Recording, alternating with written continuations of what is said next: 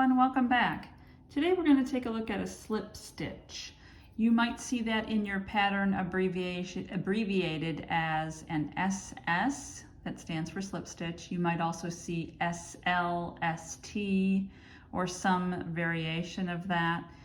And a slip stitch is a really easy stitch that you can use in a variety of different situations. I'll just show you a couple of different ways today that you could do that.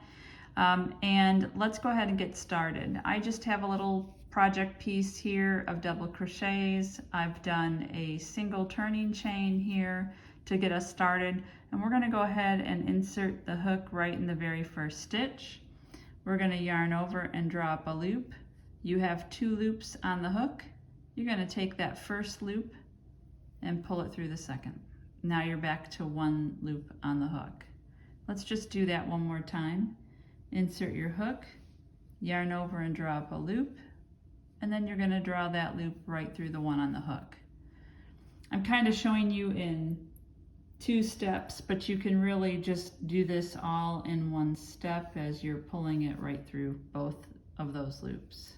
So insert your hook, drop a loop, and pull it through. Okay, I'll go slow one more time. Insert your hook, drop a loop, and then pull it through the loop on your hook. And you can do that all the way across as a separate stitch. It's quite a short stitch, you'll notice, because you're not pulling through additional yarn or yarning over or any of those kind of things like you do with a single crochet or a double crochet or any of that. So it's pretty short, squat little stitch there. And your project may call for that type of stitch, and you'll see it's a pretty simple stitch. The other part you might see a slip stitch for is when you're joining things together, and I'll give you an example. If you're joining in the round, I have a little magic circle that I made here because I'm going to crochet something in circles. If you're not sure what a magic circle is or how to do that, pretty simple.